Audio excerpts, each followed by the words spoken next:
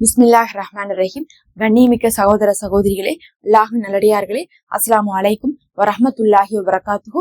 அல்ஹம்துலில்லாஹ். அல்லாஹும்ம ஸல்லி அலா முஹம்மதின் வஅலா ஆலி முஹம்மதின் வபாரிக் வஸல்லிம். இன்னைக்கு நம்ம இஃப்தாருடைய நேரத்துல ஓத வேண்டிய முக்கியமான ஒரு வார்த்தையை கற்றுத்தரோம்.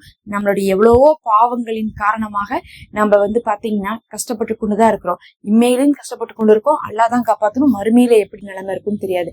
ஆனா அந்த பாவத்தை கழிக்கக்கூடிய சிறந்த நேரம் அந்த இஃப்தாருடைய நேரம். அந்த இஃப்தாருடைய நேரத்துல நம்ம என்ன பண்ணிட்டு இருப்போம்னு பாத்தீங்கன்னா, நாள் முழுவதும் நோன்பு வச்சிருப்போம். அந்த நன்மையை சுமந்து உக்காந்துருப்போம் கடைசி நேரத்துல. அப்ப அல்லாஹ் என்ன பண்ணுவானா, பாரு இவன் நாள் முழுவதும் நமக்காக என்ன பண்ணிருக்கான், நோன்பு வச்சிருக்கான்னு சொல்லிட்டு நம்ம மேல கருணை காட்டுவான். இப்ப நீங்க ஒருத்தவங்களுக்கு வேலை கொடுக்குறீங்க. அவங்க அந்த வேலையை காலையில இருந்து சாயங்காலம் வரை செஞ்சுட்டாங்க. அதுக்கப்புறம் சாயங்காலத்துக்கு நீங்க சம்பளம் கொடுக்கும்போது உங்களுக்கு எப்படி தெரியும், பரவாயில்ல சொன்ன வேலையை இவங்க செஞ்சுட்டாங்க, அதனால இவங்களுக்கு நல்லா கொடுத்துடணும். பாரு காலையில இருந்து செஞ்சுட்டாங்க பாரு, எவ்வளவோ கஷ்டத்துல கூட செஞ்சுட்டாங்க பாரு, அதுக்காகவே அவங்களுக்கு சேர்த்தி கொடுக்கணும். சிலர்லாம் சொல்லுவாங்க, பேசின கூலியை கொடுக்கறத விட சேர்த்தி கொடுக்கணும்ல ஆசைப்படுவாங்க. அந்த அளவுக்கு வேலை செஞ்சிருப்பாங்க. அந்த மாதிரிதான் அல்லாஹும் நம்ம பேசின நன்மையை விட அல்லாஹ் எச்சு நன்மையை கொடுப்பான். எப்பன்னு பாத்தீங்கன்னா, நம்ம நாள் முழுவதும் அவ்வளவு கஷ்டத்துலயுமே, வெயில்ல போறோம், வீட்டுல வேலை இருக்கு, சண்டை சச்சரவு இருக்கு, குடும்பத்துல நோவு இருக்குது, காசு இல்ல, வறுமை இருக்கு, அத்தனை கவலையிலயும் நம்ம உண்ணா நோன்பு இருந்திருப்போம் இல்ல. அல்லாஹ் அந்த மகரீபுடைய நேரத்துல நம்ம உட்கார்ந்து இருக்கும் போது, இந்த அடியான் இப்படி எல்லாம் செஞ்சிருக்கான், நம்ம இவனுக்கு இன்னும் நல்லா கூலி கொடுக்கணும், மறுமையில சொர்க்கத்தை கொடுக்கணும், இந்த உலகத்துல வாழ்க்கையை வசதியாக கொடுக்கணும்னு சொல்லிட்டு எல்லாம் பாத்துட்டு இருப்பான். அந்த நேரத்துல நீங்க கரெக்டா என்ன பண்ணணும்னா இதை ஓதணும். அஸ்தோஃபிருல்லாஹ வ அதூபு இலைஹி, அஸ்தோஃபிருல்லாஹ வ அதூபு இலைஹி. அல்லாஹ் என்னை மன்னிச்சுட்டு நான் உங்ககிட்ட தான் திரும்பி வர போறேன் அப்படின்னு சொல்லிட்டு நீங்க சொன்னீங்கன்னா, அல்லாஹ் என்ன பண்ணுவான், பாவத்தை மன்னித்து, அதாவது நாள் ஃபுல்லா நம்ம நல்லது செஞ்சிருக்கோம், அதாவது நோன்பு வச்சு நல்லது செஞ்சிருக்கோம், அல்லாஹுடைய கருணைக்கு ஆளாயிருக்கும். அந்த நேரத்துல பாவத்துக்கும் வருந்தி இருக்கவங்க போது அல்லாஹ் ரொம்ப என்ன பண்றான், நமக்காக மனசிறங்கி இந்த மனிதன் இவ்வளவு இறங்கி வந்திருக்கானா, இவனுக்கு பாவத்தையும் மன்னிச்சு அவனுக்கு என்ன பண்ணும், தேவையானதையும் கொடுத்துடணும்னு சொல்லிட்டு அல்லாஹ் கொடுப்பான். கண்டிப்பா இஸ்திக்ஃபார் ஒண்ணுதான் அல்லாஹ் நம்ம இடத்துல ரொம்ப எதிர்பார்க்கிறான். அல்லாஹ் நினைச்சிருந்தான்னு வச்சுக்கோங்க, பாவமே செய்யாத சமுதாயத்தை படைச்சிருக்க முடியும். ஆனா அவன் அதை விரும்பல.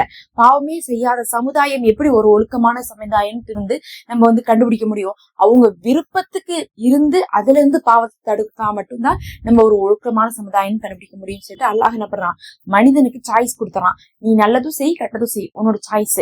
வேணும்னா நல்லது செய், வேணாம்னா கெட்டது செய். ஆனா கெட்டது செஞ்சாலும் உன்னை நான் விட்டு கொடுக்க மாட்டேன், நீ மன்னிப்பு மட்டும் கேட்டுரு அப்படின்னு சொல்லிட்டு அல்லாஹ் கொடுக்குறான். மனிதர்களுக்கு தான் இந்த பாக்கியம், மலக்குகளுக்கு கூட இந்த பாக்கியம் இல்ல. அவர்கள் அல்லாஹுடைய கட்டளையை இணங்கி அல்லாஹுவை வணங்குறது மட்டும்தான் அவர்களுக்கு வேலை.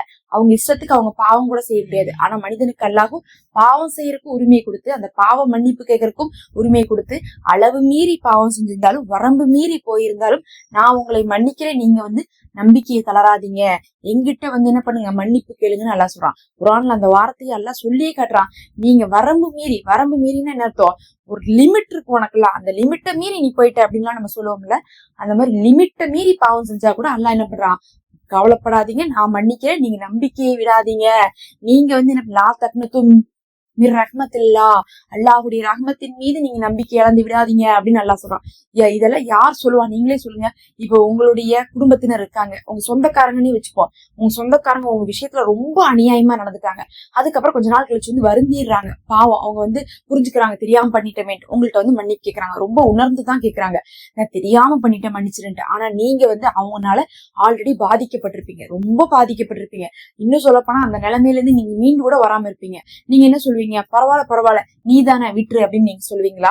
கண்டிப்பா நம்ம சொல்ல மாட்டோம். ஏதோ ஒரு சின்ன விஷயம்னா நம்ம மறைப்போம், மன்னிப்போம். ஆனா பெரிய விஷயத்துல நம்ம மன்னிப்புமா? அவங்கனால உங்களுக்கு ஒரு 10 லட்ச ரூபாய் நஷ்டமாயிருச்சு, அவங்கனால உங்களுடைய திருமண வாழ்க்கையை கெட்டு போச்சு, யோசிச்சு பாருங்க. அவங்கனால உங்களுடைய பிசினஸ் போயிருச்சு, அவங்கனால உங்களுடைய வேலை போயிருச்சு, படிப்பு போயிருச்சு, குழந்தைகள் போயிட்டாங்க. இப்ப என்ன பண்ணுவீங்க? மன்னிக்க முடியுமா? உன்னை நான் வாழ்நாள் முழுவதும் மன்னிக்க மாட்டேன் அப்படின்னு தானே நம்ம சொல்லுவோம். ஆனா அல்லாஹ் அப்படி சொல்றது இல்ல. வரம்பு மீறி பாவம் செய்தவர்களே என்னுடைய ரஹ்மத்தின் மீது நீங்கள் நம்பிக்கை இழந்து விடாதீர்கள் அல்லாஹ் சொல்றான். இதை யார் சொல்றான் பாருங்க, அல்லாஹ்வே சொல்றான். அப்புறம் நாம என்னத்தை இது பண்றது, நம்ம அவன்கிட்ட போய் ஆமா அல்லாஹ் நான் வரம்பு மீறி செஞ்சுட்டேன், நீ சொன்ன அமல்களை எல்லாம் நான் செய்யாம, நீ தடுத்த ஹராமானதை நான் விரும்பி விரும்பி செஞ்சுட்டேன், என்னை மன்னிச்சிருன்னு சொல்லிட்டு நீங்க போய் அல்லாஹ்ட்ட நின்றுடும். அதனாலதான் நம்ம சொல்றோம், அல்லாஹ் மன்னிப்பை விரும்புவன், அந்த மன்னிப்பின் மூலமாக நம்முடைய தேவையை நிறைவேற்றி கொடுப்பான். இந்த திக்ரை 7 முறை ஓதுங்க. ஓதிட்டு நோன்பு திறக்கக்கூடிய நேரத்துல அல்லாஹ்விடத்துல சரணடைங்க. அல்லாஹ் வாழ்க்கையை உயர்த்துவான், நற்குணத்தையும் நீங்க கொண்டு வந்துக்கோங்க. அது ரொம்ப முக்கியம். பாவ மன்னிப்பு கேட்டுப்பேன், ஆனா பாவம் மட்டும் செஞ்சுக்கிட்டே இருப்பேன் அப்படின்னு சொன்னீங்கன்னா அந்த பாவ மன்னிப்பு ஏற்றுக்கொள்ளப்படாது. மன்னிப்பு கேட்டால் பாவத்தையும் விடுவதற்கும் தயாராக இருக்கணும்.